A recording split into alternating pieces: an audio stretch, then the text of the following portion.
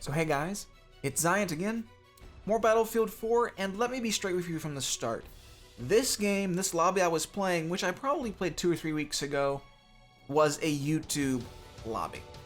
My team, pretty good. Not great by any stretch, but much more efficient at capturing objectives than the enemy team. That, of course, is not what I want to talk about today. Instead, I want to talk about something that is on a lot of Battlefielders' minds, and probably on DICE's mind as well. And I think, even if you don't play Battlefield at all, if you play Call of Duty, if you play Halo, if you play Assassin's Creed, what I'm about to talk about probably has something to do with you.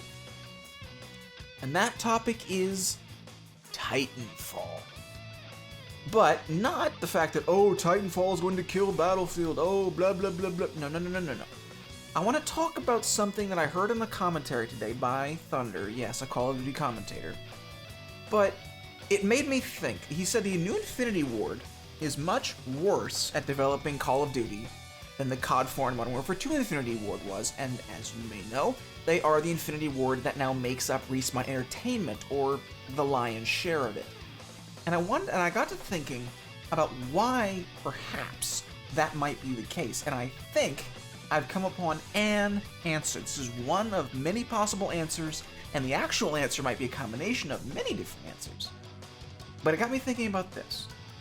Call of Duty works, or it worked, because the developers, that is the old Infinity Ward, now Respawn Entertainment, were developers from Quake and early Counter-Strike. They understood what fast-paced, good map design meant, because Call of Duty really has always been just a glorified Quake mod. As far as I'm concerned, that's all it's ever been. Call of Duty has used the Quake 3 Arena engine since COD, I think, 2. And every Call of Duty has just been an iteration of that. Respawn Entertainment has licensed the Source engine for Titanfall. And the Source engine is just an iteration of the Gold Source engine, which is just an iteration of what amounts to the Quake engine. So first of all, you have a team that is familiar with the engine infrastructure, that is familiar with the way Quake games are designed from a map design perspective. And you have a developer who is trying something that has never actually been done before in the principle in which it's being done. Vehicles, such as they are Battlefield's area. But mechs are Mech Warrior's area. And what Titanfall is attempting to do is to blend the fast-paced infantry combat of a Quake game with the large-scale vehicle-based combat of a Frostbite game.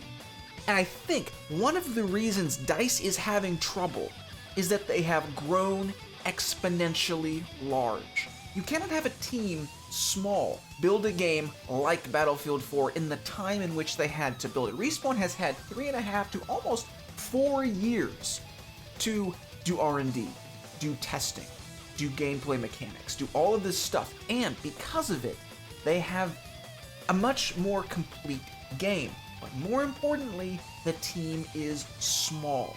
Not even 100 people, I don't think. And that is the real key. Because when you create a studio the size of DICE, you need a lot of new blood. Constant new blood. That causes issues because you have probably some designers who are out of a game design college who have made some mods for some AAA titles or some indie games, but they have not made a title for this huge, giant audience. And they haven't made a title that requires the type of map design that DICE requires from their game. And so you have a team like Infinity Ward, or should I say Respawn Entertainment, who is more than familiar with the engine in which they're working, the map design philosophy in which they're working, and even though they have brought in new people, they have had so much more time to actually spend creating their game and teaching their new people, here's how the Quake engine works, here's how we expect you to do on your map design, your scripting, your level design, your AI design, your artistic design, all of it, they've had so much more time. And speaking of time, the timing of Titanfall, like DayZ, and I'll get into that a little later, could not be better. We have Call of Duty Ghosts, which has already hit its downward slope, and I think can only go downhill from here. And then you have Battlefield 4, who, there is a, to use the map I'm currently on, Dawnbreaker, there is a light on the horizon. If DICE can fix their game by January, if they can do it by January, late January, I think they will be in a good position. But knowing their track record with these things, knowing the fact usually they break more than they fix, Titanfall will come out when Call of Duty has literally reached its lowest point, and if DICE is as unreliable as they have been in the past, March will come around and Titanfall will completely dominate the multiplayer space. Just like Destiny will. Destiny is positioned perfectly to destroy Call of Duty, and keep in mind that Destiny is an Activision title. So they're like, yeah, Call of Duty, kinda dead. And I mentioned DayZ, and I want to get back to what about that. DayZ was positioned perfectly, because they've been sort of waving their hands, oh, we're going to get it out, we're going to release the alpha's coming out, oh, the network bubble, oh, all the bugs, blah, blah, blah. Well, the game is out, it's still buggy, they've deleted a whole bunch of features just to get the alpha out, and you know what? That should tell you something. It says they saw the writing on the wall that Call of Duty was failing, that Battlefield was waffling, and they said, we've got to get some of this pie.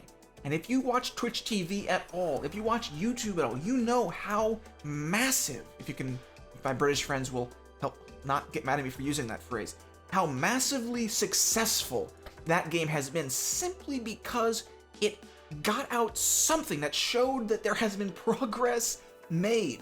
And then, to top it all off, Rocket went ahead and released like 3 patches within a week of the game being out, maybe even 72 hours, when DICE has just sort of sat around saying, oh, we're gonna release a patch, we're working on a fix, blah. Rocket got the patches out because his team was small enough and nimble enough to do it. And Respawn Entertainment, again, small enough and nimble enough to get as many patches as they can out as fast as they can, because as much as I have faith in Respawn, because I know they made COD 4, I know they made Modern Warfare 2, 2 very flawed games, but 2 games that are absolutely insanely fun to play. I know that they will get patches out, and Rocket showed you that if you want to be successful, you support the game always, and I think Respawn will do exactly the same.